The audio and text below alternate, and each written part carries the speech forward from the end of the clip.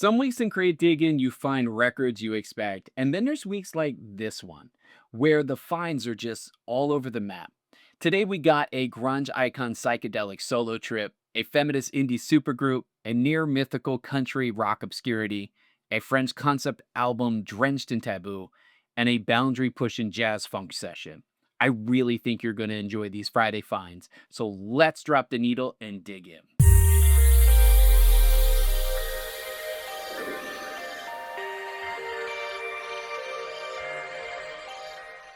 Hey, welcome back to Vinyl Latte, guys. Every Friday, we dig into the crates and find 5 records worth talking about. Now, sometimes they're rare, sometimes they're plain special, and sometimes they just bring back memories you didn't even know you had. So, if you're the type of person who loves the smell of an old record sleeve, that crackle before the music starts, and the thrill of finding something unexpected, well, you're in the right place. Welcome. And we're going to start out with one you probably know, and that's got Weiland from the Stone Temple Pilots. And you know him, man, for his arena filling choruses and grunge swagger.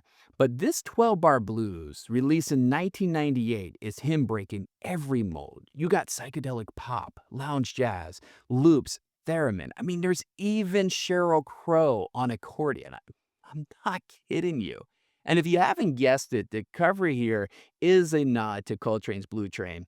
But I will tell you, this sound is pure Weiland unleashed. And the one standout track on here is The Date.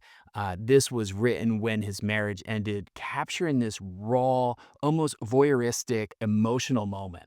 Now, this particular copy that I'm sharing with you today, this is the 2023 Record Store Day pressing. It was the 25th anniversary. It's a double LP set, and it comes with a translucent blue vinyl and a green vinyl cut by Bernie Grunman. And it was limited to 7,500 copies when it came out. Now, as far as the packaging is concerned, this is one of those heavy tip-on gate folds. It's got some rich printing. It's really, really nice. Contrasts very, very well. I mean, this is kind of like the works. For a 25th anniversary disc in RSD press, this is really good. And if you think this is rare, well, the next one's really going to get you because it starts at a political rally. All right, this next album, I can't say its name on YouTube, so I'm just going to show it to you, and we're just going to say it's NAF. Okay, this is the NAF album. And this was a short-lived supergroup made up of Jenny Lewis from Rilo Kiley, Erica Foster from Au Revoir Simone, and it also has Tennessee Thomas from The Like. Now, they formed in 2016, and they met at a Bernie Sanders rally, and then they went straight to a performance on The Late Show with Stephen Colbert. Who would have thought? The music here is stripped back with no guitars. That's right, no guitars. It's just got bass, drums, vocals, and an infectious punk, post-punk groove, man. There's 9 tracks on here, runs a total of 26 minutes, so it's quick and punchy. Now, this particular one is the original 2016 pressing. Yes, very rare. And it was limited edition. It was pressed on this pink vinyl. Only 600 of them ever made. This is for independent record stores that this was released at. So it's super, super rare. Super rare. The only other pressing of this album was launched at the same time in 2016, and it was on translucent green vinyl. It came with an insert poster, and that was the one that kind of went, mainstream, if you will. Now, this record holds a lot of value because it's never been repressed since its release date. And if you think that's really cool, well, our next record is so far under the radar, it's not even on most collectors' want lists, but it should be. Southern blues rock with a streak of psychedelic country, man, and that sums up One-Eyed Dan, the Fiddlin' Man by the Bonnie Gringo Band. And this is a kind of record, man, that just makes a collector stop and do a double take. It's pressed in tiny numbers. This was only a few hundred of these records exist, and it has one of those loose, gritty, late-night jam feels, but with real musical chops from players like Tim Briggs and Jim Harrison on guitar and Brandy Green on bass. Now, this pressing is a private label pressing from the 1970s, and it was sold regionally. It comes with a thick vinyl. There's no barcode. The jackets are printed in small batches. I mean, this is the sort of record that can really just disappear for years before one resurfaces. And I'll tell you, I really love this album, and I think if you like Southern rock, this one should be on your want list. Go find this record. You're really gonna love it.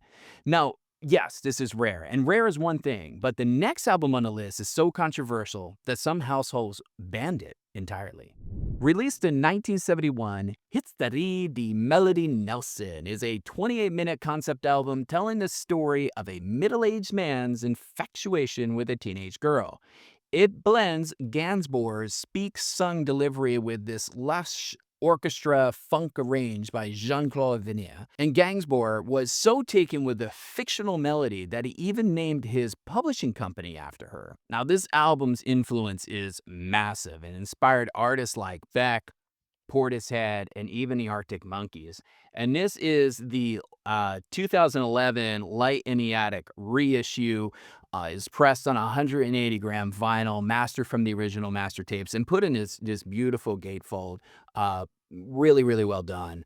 And it even comes with the replica of the original logos with the little Light in the Attic up on the top. Really cool find, something to expand your musical taste if you're not familiar. But I got to tell you, man, that next record I'm going to show you is pure improvisation from an all-star jazz cast. I think you're really going to like it. In 1972, Joe Henderson decided to record with no pre-written tunes, no bar lines, no set melodies, man, just total freedom in the studio. And he brought in Ron Carter. You got Dave Holland, Jack DeJohnette, George Cables, and a bunch of others, man. And the result is you get jazz funk that just feels alive and in motion.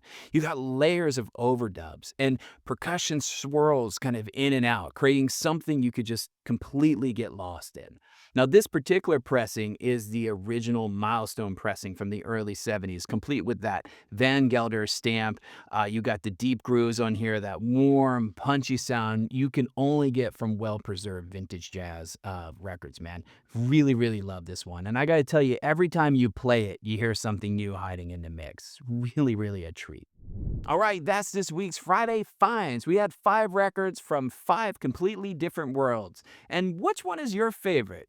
Or, better yet, what is the most unexpected gem you found lately? Share it in the comments, and if you enjoyed this ride, hit like and subscribe, and I'll see you next Friday with even more music worth spinning.